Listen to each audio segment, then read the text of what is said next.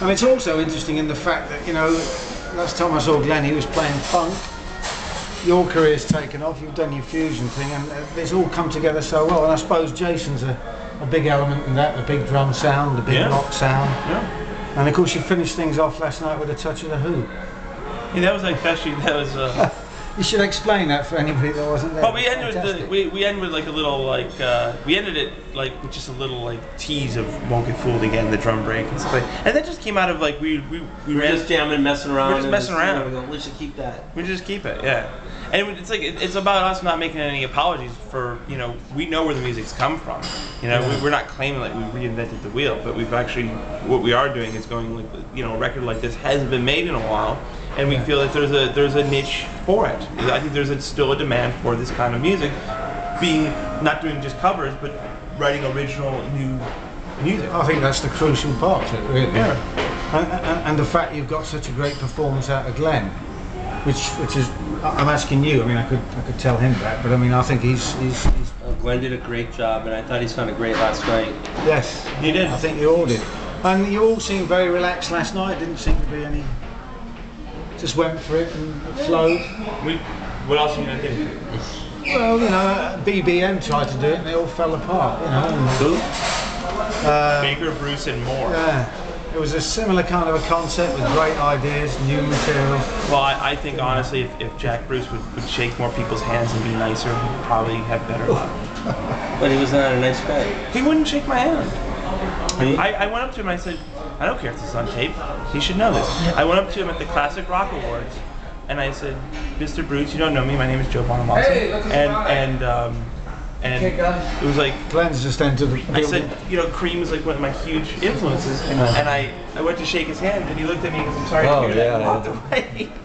Wow. He said, I'm sorry, what? He goes, I said, you know, like, thank you for the inspiration, like, you know, I'm you know, like, Joe Bonamassa, you don't know me, but thank you for the inspiration. We were just talking about Jack Bruce and the way he blanked Joe. Yeah, and he looked at me like horrified, like I had said something offensive to him.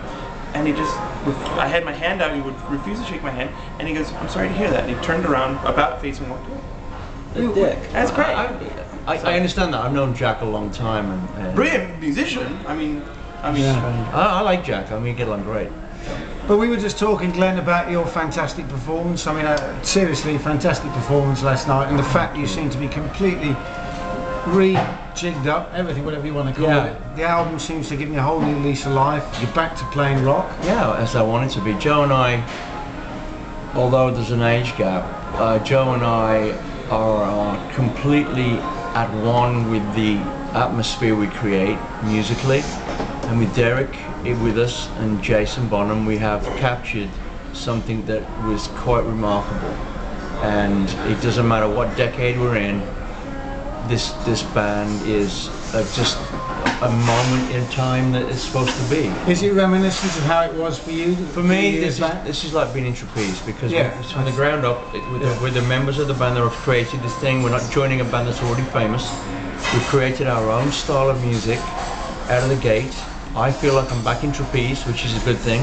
It's unbelievable. And I'm not doing this on the strength of, you know, Richie Blackmore or somebody else. You know, we've created a little rock and roll band, and we're making. And you've written a whole load of lyrics, of course.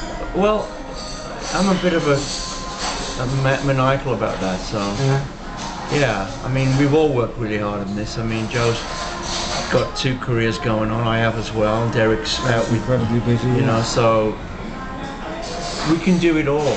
I mean, we're all hungry for music. We do it.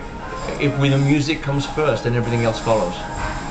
And we're all looking forward to some live shows, which isn't going to happen this year. We've talked about It'll that. happen, and we will announce when it's appropriate. We can't really announce until it's been confirmed, but we are working behind the scenes now to actively get this band on the road when it's right. And so when you did come together, you started with a blank sheet of paper. You've written some very, very strong material, probably the strongest material. You said we had paper. Well, hey, I'm old school here. We did. You know what he did? You know, Joe and I did come up with the bulk of the stuff. But it's great because, you know, I've known Joe for 3 or 4 years, so it's nice that we knew each other. You know, when you write with somebody, if you don't know them, it's difficult. So Joe and I immediately felt really good in that format. And it's, you know, songwriting is a sensitive issue. It's not like we're sitting at computers like, and then we did this. We are old school in the way that we get together toe to toe and we start just bashing it out. It certainly happened last night. It was a great show. I think the crowd really picked up on it, the vibe and everything. We also talked just before you got here, Glenn, about Sister Jane and the fact that both you and Joe sang on that and sang different Something parts. I wanted to do.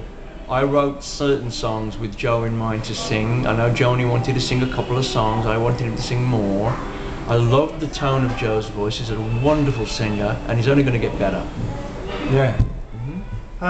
The thing we haven't talked about, everybody's already asked you about, I know, is the title of the band, Black Country. That's a reference presumably to obviously where you come from, but the fact that classic rock is well known for coming from that part of Great Britain, I mean, resurrecting the whole thing. I run it by Derek and Joe, if they were cool with paying homage to the birthplace of rock, English rock, and it was okay. And you know, quite honestly, I think the name of the band really is a great rock and roll name. Yeah.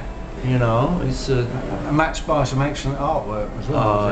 you know, it's a great songs, great band. Yeah. We just need some gigs, boys. So you're going to do another album, I think. I mean, we've been fielding this question for months, and the fact is, the matter is, we're staying true to the belief is that we can only release the dates when we confirm them, because it would be awful to start talking about shows and they're not booked, or you know, because we want to do this appropriately and very pro, and there's a lot of people in this organisation behind the scenes working really hard to satisfy the consumer, and like I say, the music comes first for this band, and this band will tour.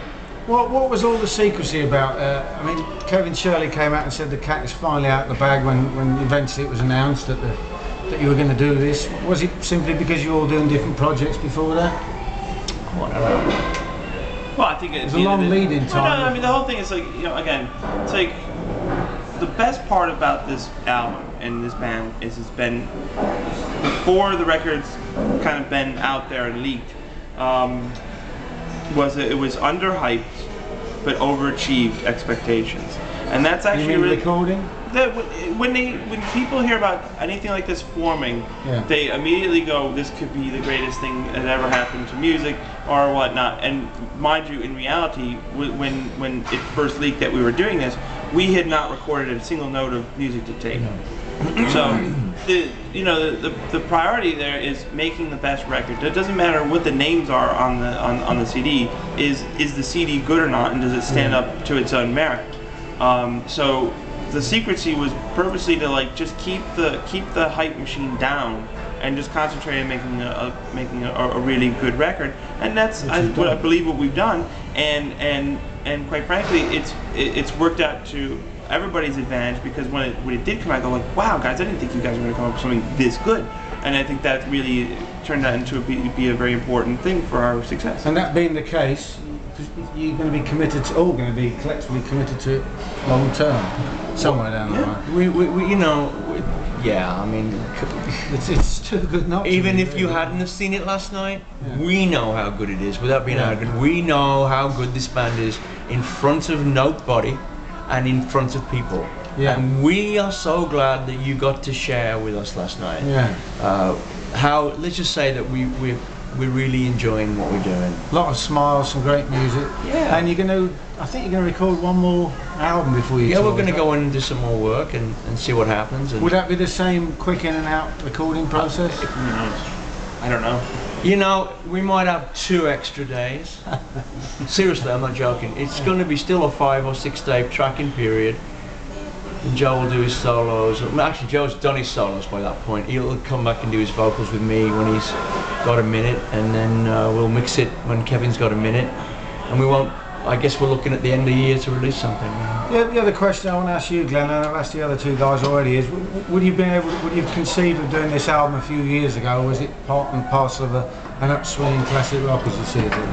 This is a little bit of luck and a little bit of love, a little bit of fate, a little bit of mumbo jumbo, a little bit of whatever, and you've got 4 guys coming together, 5 guys with Kevin at the right moment, at the right time. It's happened to bands before us, and it'll happen after us. Ladies and gentlemen, check out the album Black Country Communion.